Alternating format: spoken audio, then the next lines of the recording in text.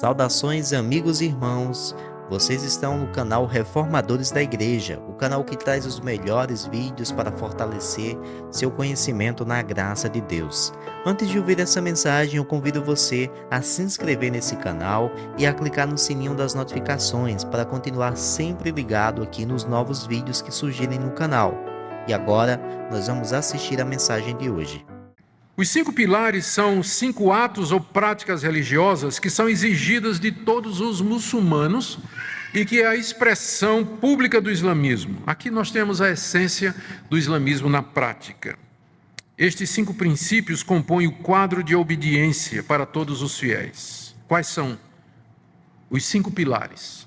Primeiro, o testemunho de fé ou declaração.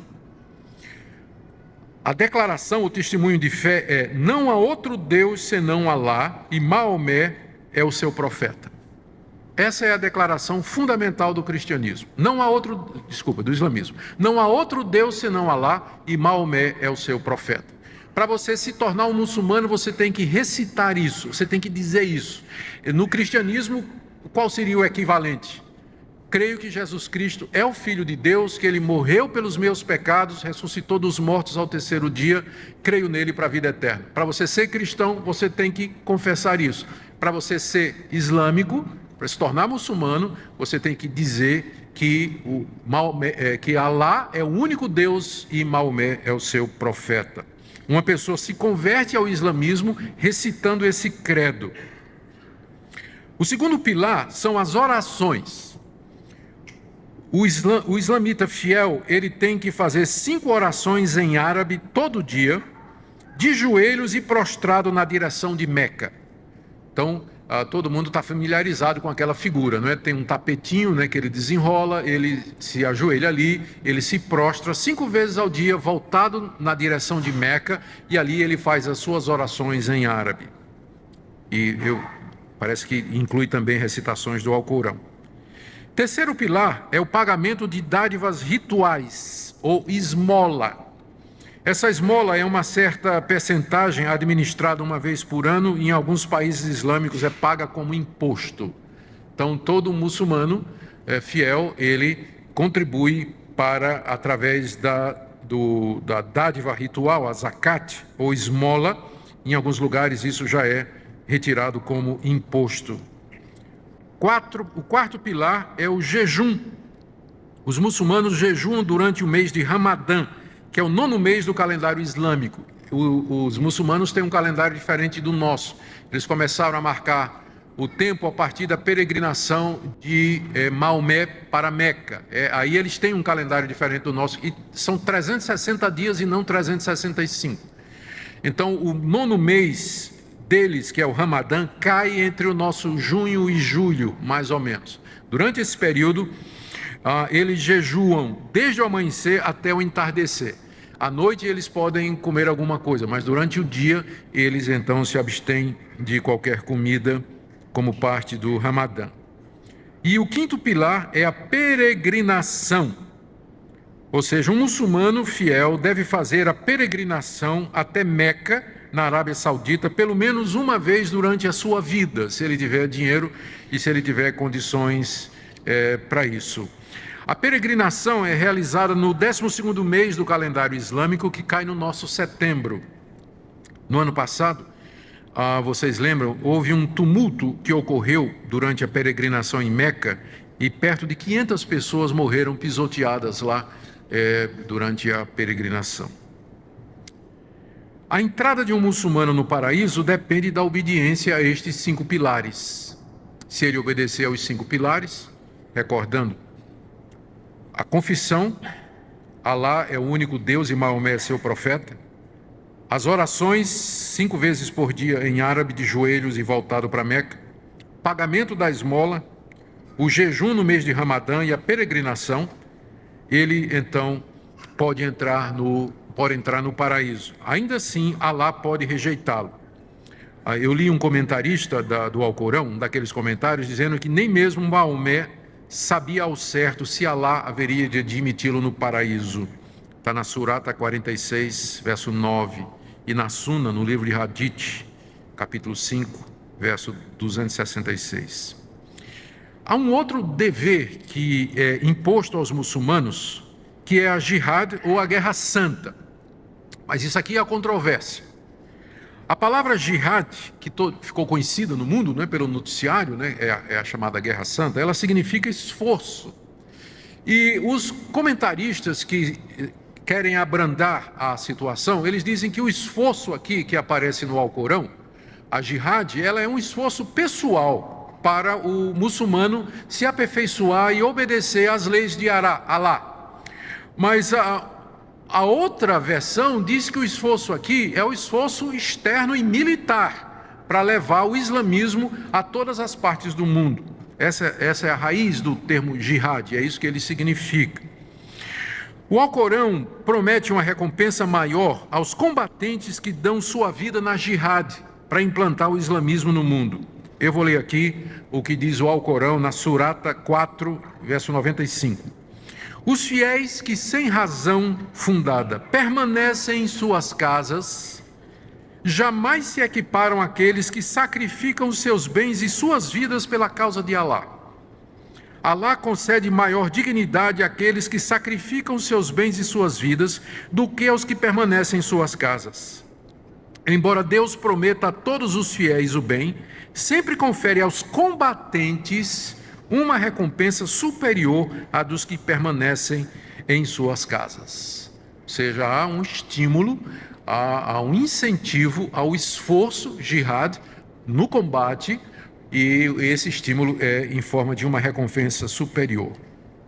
Para os sunitas, a jihad é uma obrigação circunstancial. Pode haver situações em que o islâmico vai se envolver na Guerra Santa.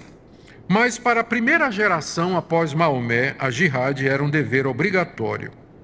Em teoria, parece que a jihad permanece como um dever de todo muçulmano, que é levado a cabo não por toda a sociedade islâmica, mas por um grupo. Se um grupo está fazendo jihad, então ele acha que aquele grupo representa ele. Então aquele dever está cumprido.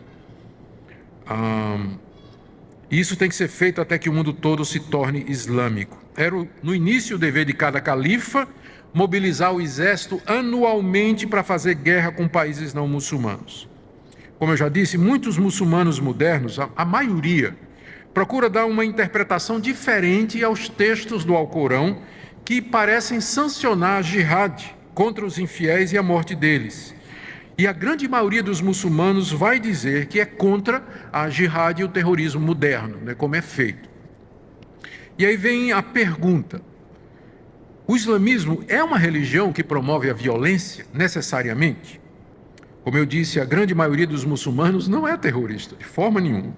Na verdade, a lei religiosa islâmica, ela proíbe a matança intencional de não combatentes no campo de batalha, proíbe o suicídio. Parece que é uma visão pequena, de uma minoria pequena que permite estas coisas. Mas a verdade é que todos os comentaristas que eu consultei, eles vão dizer que o Alcorão traz passagens que podem facilmente ser interpretadas como estimulando a jihad. O que eu fiz então foi copiar essas passagens e trazer para vocês. Eu vou ler. Trechos do Alcorão que podem ser usados para justificar a jihad, ou a guerra santa. Na segunda surata, 190 a 193. Combatei pela causa de Deus aqueles que vos combatem. Porém, não pratiqueis agressão, porque Deus não estima os agressores. Matai-os onde quer que se encontrem, e expulsai-os de onde vos expulsaram. Não os combatais nas cercanias da mesquita sagrada, a menos que vos ataquem. Mas se ali vos combaterem, matai-os. Tal será o castigo dos incrédulos. E combatei-os até terminar a perseguição e prevalecer a religião de Deus. Quarta surata, verso 89. Anseiam os hipócritas que renegueis como renegaram eles, para que sejais todos iguais. Não tomeis a nenhum deles por confidente, até que tenham migrado pela causa de Deus. Porém, se rebelarem, capturai-os. Então matai-os, onde quer que os acheis, e não tomeis a nenhum deles por confidente, nem por socorredor. Então o Alcorão proíbe que o muçulmano tenha por confidente quem não for muçulmano, Então, para o muçulmano fiel, é muito difícil, por exemplo, ser amigo de verdade de um cristão ou de um judeu, porque existe essa proibição. Ele vai desenvolver, os muçulmanos podem ser os melhores vizinhos do mundo, e são bem pacíficos nos países em que eles moram, mas a confidência, amigo íntimo, é só para quem é muçulmano também, não é? Não pode ter um confidente fora da fé islâmica. A quarta surata, verso 91. Encontrareis outros que intentarão ganhar a vossa confiança, bem como a de seu povo. Toda vez que forem chamados à intriga, nela sucumbirão. Se não ficarem neutros em relação a vós, nem vos propuserem a paz, nem tampouco contiverem as suas mãos, capturai-os e matai-os onde quer que os acheis, porque sobre isso vos concedemos autoridade absoluta. Aqui Maomé está autorizando os exércitos a capturar e matar aqueles povos que foram conquistados e que não quiserem se converter ao islamismo. Nona surata, de 4 a 5. Cumpri o ajuste com os idólatras. Aqui é uma regulamentação sobre a guerra. Se o exército islâmico dominar um povo e aquele povo aceitar fazer a paz, então pode fazer um acordo de paz. Inclusive, esse povo conquistado pode permanecer com a sua religião se pagar uma determinada esmola ou taxa. Então, isso explica como em países e culturas islâmicas há cristãos e há outras minorias, mas há o pagamento dessa taxa para poder permanecer com sua religião sem se converter ao islamismo. Aí ele diz: cumpri o ajuste com os idólatras, esse tipo de acordo, com quem tenhais um tratado, e que não vos tenham atraiçoado e não tenham secundado ninguém contra vós. Cumpri o tratado até a sua expiração. Sabei que Deus estima os tementes. Mas quanto os meses sagrados houverem transcorrido, matai os idólatras, onde quer que os acheis. Capturai-os, acossai-os e espreitai-os. Porém, caso se arrependam, ou seja, se eles resolvem renunciar à sua religião e receber o islamismo, observem a oração e paguem o zakat, que é aquele tributo, que eu mencionei, e abri-lhes o caminho. Quinta surata, 33. O castigo para aqueles que lutam contra Deus e contra o seu mensageiro, que é Maomé, e semeiam a corrupção na terra, é que sejam mortos ou crucificados, ou lhes seja decepada a mão e o pé opostos, ou banidos. Tal será para eles um aviltamento nesse mundo, e no outro sofrerão um severo castigo. Estas são passagens do próprio Alcorão, e que essas linhas mais radicais do islamismo interpretam como sendo a autorização de Alá para fazer a jihad ou a guerra santa, capturar povos e submeter esses povos à conversão forçada. Caso não, eles têm que pagar o tributo até um determinado tempo. Depois desse tempo, ou se converte, ou a possibilidade está aberta para fazer a guerra santa também. Como eu disse, tem diferentes linhas de interpretação. Há grupos que entendem que essas passagens e outras autorizam a jihad, como eu falei, até que o mundo todo se torne islâmico. Mas, como eu disse, boa parte, a maioria dos islâmicos, eles até vão dizer: olha, isso aqui até pode acontecer, não é, em determinada situação, mas a gente quer paz, nós não queremos, de fato, guerra nem nada. Mas há alguns aspectos do islamismo que contribuem para que acabe se tornando uma religião onde há grupos que entendem que o avanço pode ser feito pela violência. Primeiro, o conceito de conversão. No cristianismo, a conversão é interna. Para que uma pessoa se torne cristã, ela tem de coração de acreditar que Jesus ressuscitou dos mortos e que ele é o Filho de Deus. E aí ele faz a declaração pública. Se uma pessoa se diz cristã, mas não crê no coração, a gente chama ela de hipócrita, não é? E, na verdade, diz que ela não é cristã. Mas no islamismo, a conversão é externa. Você tem que fazer os 5 pilares. E os 5 pilares são atos externos: esmola, jejum, peregrinação, confissão e oração. Então, já que a conversão ela pode ser imposta, você pode entender por que o islamismo ele facilita, o avanço e a conquista de povos pela espada e a conversão forçada, já que é algo externo. Os 5 pilares são deveres externos que identificam o muçulmano. Também o conceito de terra. O cristianismo não tem terra. Não existe isso de país cristão, mas o Islã tem.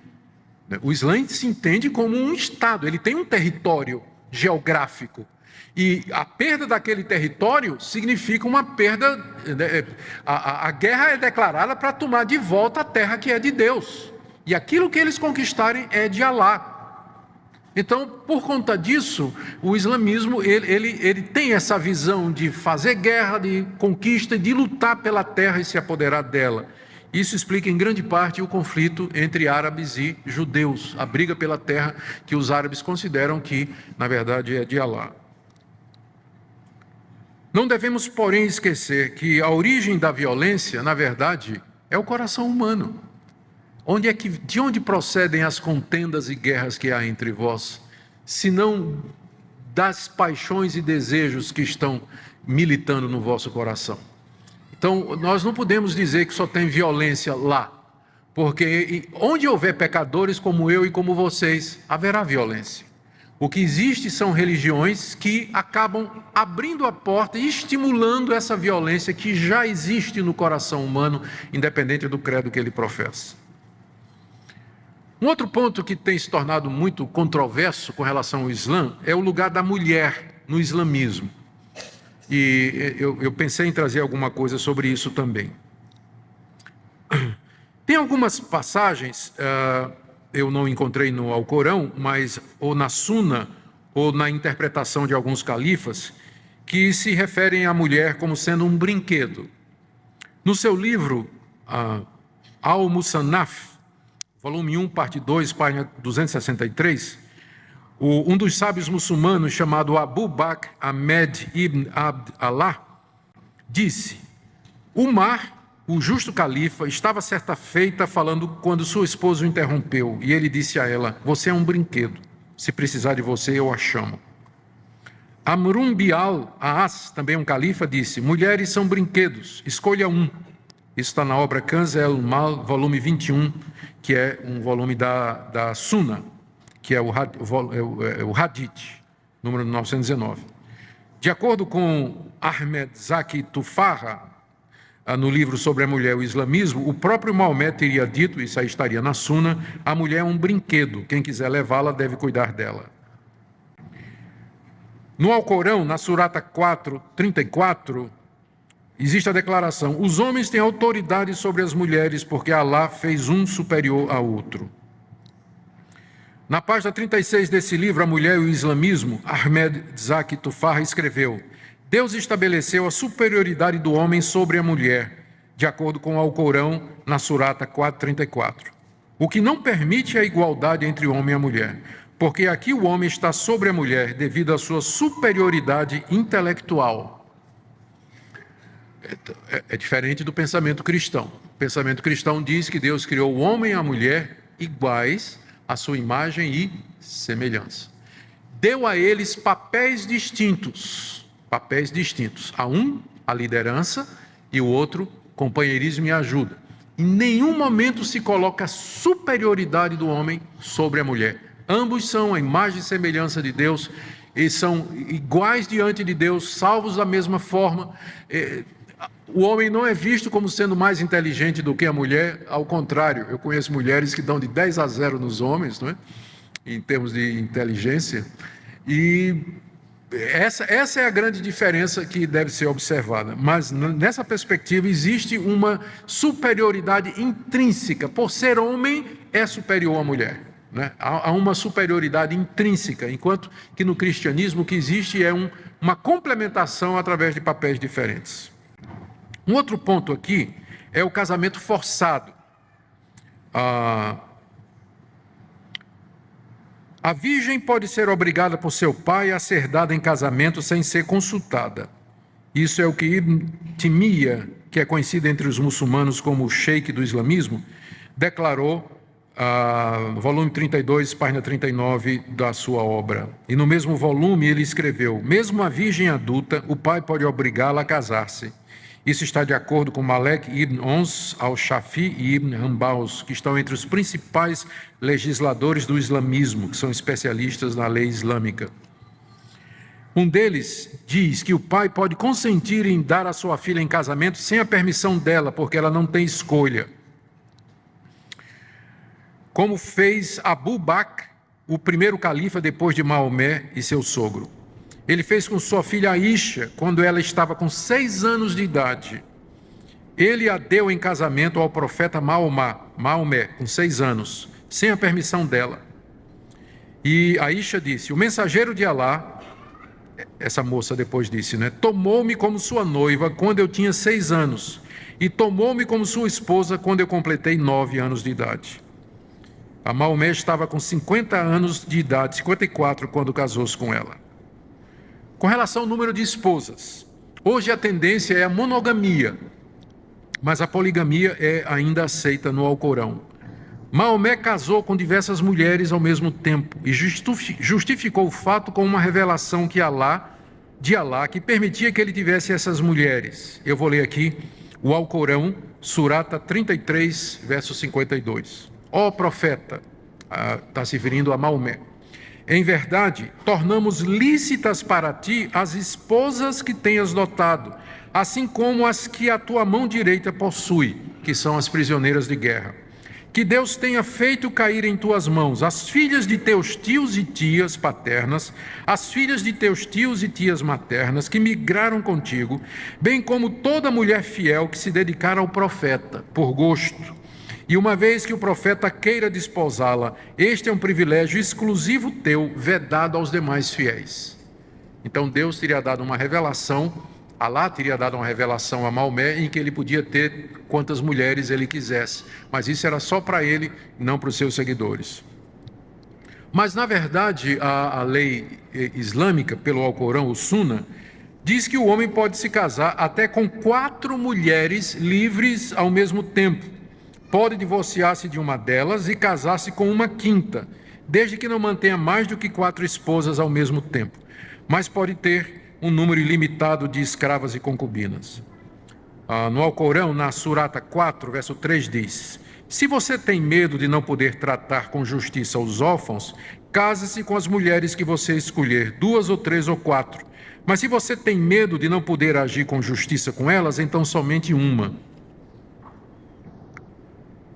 Um sábio famoso entre os muçulmanos cita uma das justificativas para que um homem se case com mais de uma mulher. Ele diz, isso aqui é no livro Ghazali, volume 2, página 34.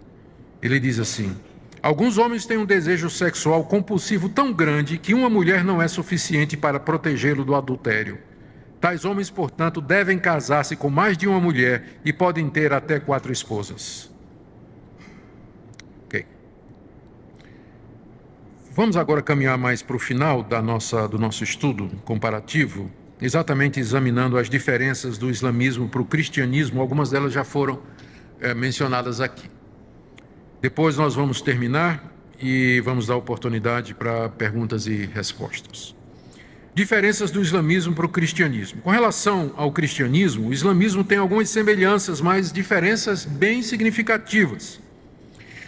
Assim como o cristianismo, o islamismo é monoteísta, mas as semelhanças terminam por aí.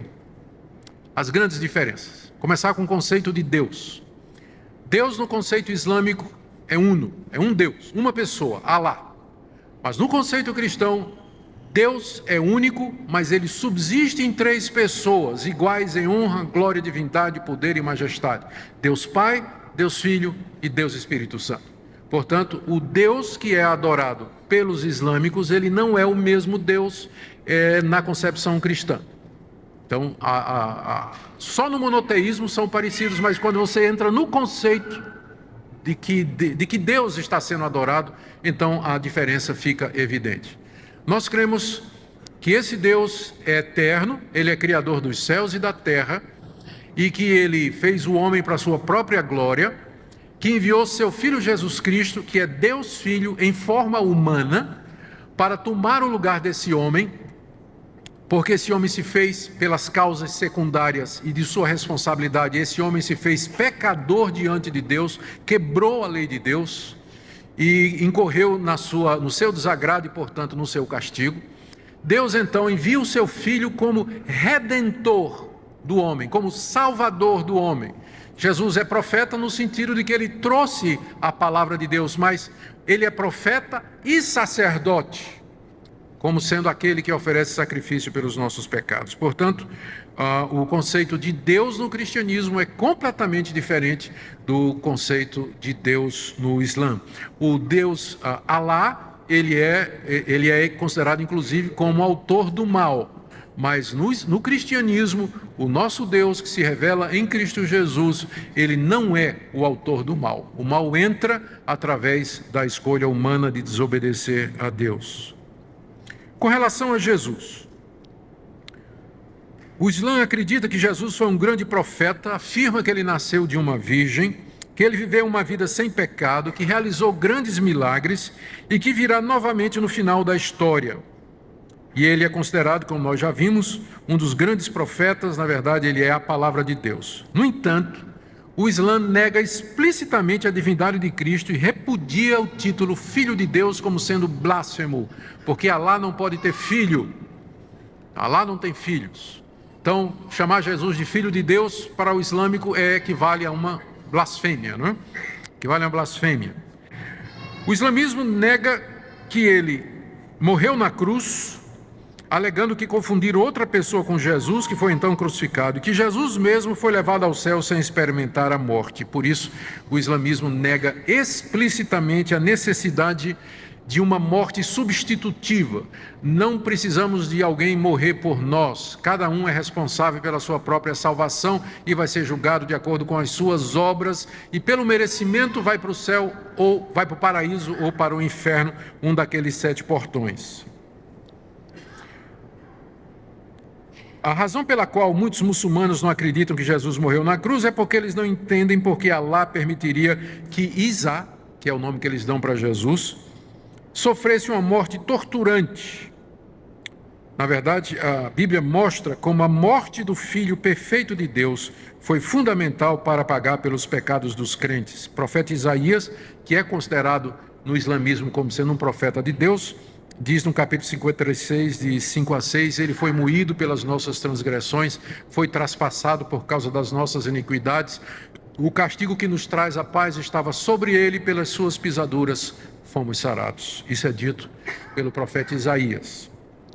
João 3,16, Deus amou o mundo de tal maneira que deu seu Filho unigênito para que todo aquele que nele crê não pereça, mas tenha vida eterna. João 14,6, disse Jesus, eu sou o caminho, a verdade e a vida, ninguém vem ao Pai senão por mim.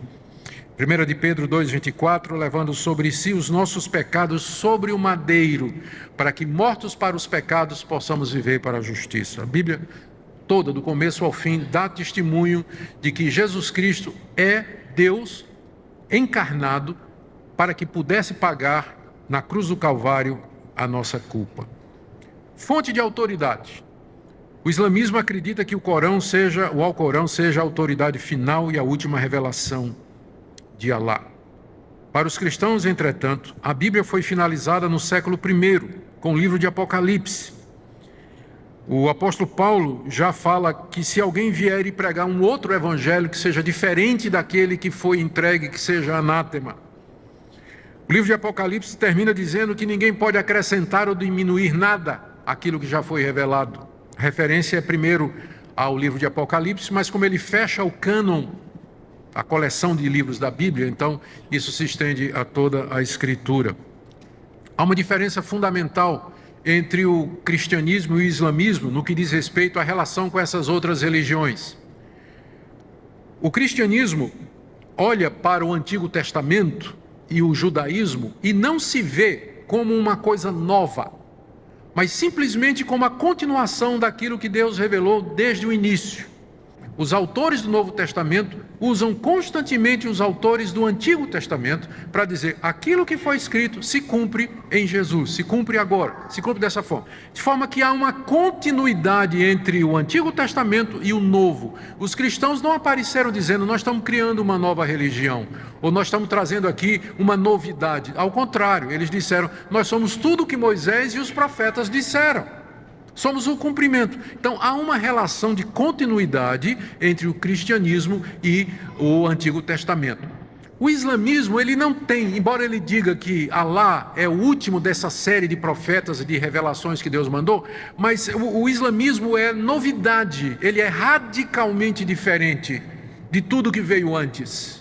Ele diz que é a continuação, mas na verdade ele não segue nada do que o Antigo Testamento e o Novo Testamento diz com relação à pessoa de Deus, à pessoa de Cristo, o sistema de salvação. Salvação no islamismo é por mérito, não é assim no Antigo Testamento e nem no Novo. Então, na verdade, uma nova religião. Ele vem como uma nova revelação, não é? Sem muita continuidade com aquilo que veio antes, enquanto que o cristianismo, na verdade, ele se declara como sendo a consumação daquilo que Deus anunciou desde o início. Não é nenhuma novidade, mas Deus já vem dizendo isso há todo esse tempo. Sobre a salvação, e é aqui que vem a grande diferença. Para o islamismo, o paraíso pode ser ganho através da obediência aos 5 pilares que nós falamos: oração, confissão, jejum, esmola e peregrinação. A Bíblia, pelo contrário, revela que o homem não pode fazer obras que de alguma forma mereçam o seu perdão ou que satisfaçam Deus Santo. Romanos 3:23, todos pecaram e carecem da glória de Deus. Todos pecaram e carecem da glória de Deus. Não há um justo, não há um sequer, não há um que faça o bem, diz a palavra de Deus. Romanos 6:23, o salário do pecado é a morte, mas o dom gratuito de Deus é a vida eterna em Cristo Jesus, nosso Senhor. Apenas por causa da misericórdia e do amor de Deus é que pecadores podem ser salvos. Efésios 2, de 8 a 9. Pela graça sois salvos mediante a fé. E isso não vem de vós, não por obras. Isso não vem de vós, é dom de Deus, não por obras para que ninguém se glorie. Então a diferença é muito grande no conceito de salvação. Para o islâmico, ele pode pecar, mas ele não é um pecador, ele não é inclinado ao mal, ele pode obedecer, se ele quiser, às leis de Deus perfeitamente, ele vai merecer a sua salvação pela guarda dos 5 pilares e de outras normas de obediência. Há outros detalhes, que são, a legislação é muito extensa, tem mais leis para o dia a dia no islamismo do que no Antigo Testamento para o judeu. Então ele acha que ele vai chegar a merecer o paraíso pela obediência estrita a essas leis. O cristão sabe que por mais que ele se esforce, ele jamais poderia cumprir os 10 mandamentos. Então a única esperança do cristão é o que Cristo fez na cruz por ele. Cristo pagou a culpa dele, Cristo cumpriu a lei no lugar dele. E ele espera e confia somente na pessoa de Jesus Cristo. Então essa diferença é abissal, não é? No islamismo, você não precisa de um salvador, você precisa de um profeta. Mas no cristianismo, você precisa de um redentor e de um salvador. Senão você vai ser condenado pelos seus pecados. Outra diferença na evangelização. O islamismo pretende converter o mundo todo. Um reino islâmico com território, leis religiosas e políticas. E acredita na conquista e conversão de povos à sua fé, às vezes mediante a jihad. Já o cristianismo não tem terra, não tem povo, não tem país, é um reino espiritual. Seu fundador morreu pelos pecados de seus seguidores, em vez de liderar exércitos à guerra para conquistar e converter os povos. A evangelização é feita mediante a pregação da palavra de Deus, do evangelho, e espera uma conversão interna e voluntária, mas não uma obediência externa, que seria considerada hipocrisia. As guerras feitas em nome de Cristo no passado, e aqui o pessoal costuma citar as cruzadas, não é? São uma contradição do ensino de Cristo. Quando cristãos empreendem uma cruzada para tomar Jerusalém dos muçulmanos, como foi feito na Idade Média, eles estão sendo incoerentes, eles estão indo contra o ensinamento de Cristo e é uma vergonha, uma mancha na história do cristianismo. Mas quando os islâmicos fazem a jihad, eles estão de acordo com o ensino de Maomé. Estão de acordo com o ensino de Maomé, o ensino do Alcorão, pelo menos como é interpretado por muitos. Devido a estas diferenças e contradições essenciais, o islamismo e o cristianismo não podem ser verdadeiros ao mesmo tempo. Um tem que estar certo e o outro tem que estar errado. E nós estamos aqui nessa manhã para dizer que, na nossa avaliação, o cristianismo atende muito melhor à necessidade do pecador tem continuidade com o que veio antes. O que foi escrito a respeito de Jesus foi escrito logo depois da sua passagem aqui nesse mundo. A Suna foi escrita 100 anos depois de Maomé. Enfim, seria uma discussão de mérito que não é o que eu quero fazer aqui. Mas apenas quero dizer para vocês nesta manhã que, de acordo com a Escritura Sagrada, a última revelação de Deus foi na pessoa de Jesus Cristo. Tendo Deus outrora falado muitas vezes e de muitas maneiras aos pais pelos profetas, nesses últimos dias nos falou pelo seu Filho, que é a expressa imagem da sua glória, a representação perfeita do seu ser. Para nós, Cristo, de fato, é a última palavra de Deus. E ali Deus nos disse em Cristo tudo o que tinha para nos dizer. Uma salvação completa, verdadeira e plena. Que Deus nos ajude e abençoe e que possamos testemunhar desse Cristo aos nossos amigos islâmicos em amor e dizer para eles o que eles precisam de um Salvador e não de um legislador. Olá, meus irmãos e minhas irmãs, eu quero convidar você que chegou até aqui para inscrever-se em nosso canal e também deixar um like nesse vídeo. Isso é muito importante para que o YouTube continue recomendando para você os nossos vídeos. Se você está, então, gostando desse conteúdo, aprendendo mais sobre a fé, a palavra de Deus, eu quero convidar também você a compartilhar esse vídeo, enviando para um irmão, para uma irmã, enviando no grupo talvez da sua igreja, para que mais pessoas possam ter acesso a esse estudo sobre essa religião que tem estado tanto em evidência, principalmente, meus irmãos, por causa dos fatos que estão acontecendo, as notícias que nesse momento, infelizmente, estão acontecendo em Israel, e se suscita muitas dúvidas, às vezes, a respeito do judaísmo e do islamismo. Então, nós estamos aqui no canal colocando uma série de vídeos que falam sobre a relação do judaísmo com o cristianismo e também nós colocamos esse estudo aqui no canal a respeito então do islamismo, quais são as diferenças principais, porque o islamismo não considera Jesus o Salvador, não enxerga Jesus da mesma forma que a Bíblia nos apresenta, e esse estudo do reverendo Nicodemos é muito importante. Se você quer ainda saber mais sobre as doutrinas do Islã, as principais doutrinas que o Islã acredita, você também pode assistir esse vídeo que está aparecendo agora na tela, você pode assisti-lo na íntegra, nós colocamos aqui no canal, e dessa forma você continuar se aprofundando a respeito desse tema, que é muito importante para que nós possamos então conhecer outras religiões e quem sabe uma oportunidade de evangelizar alguém desse grupo, nós possamos então ter os argumentos corretos para usar nessa situação. Clique no vídeo, assista e que Deus o abençoe.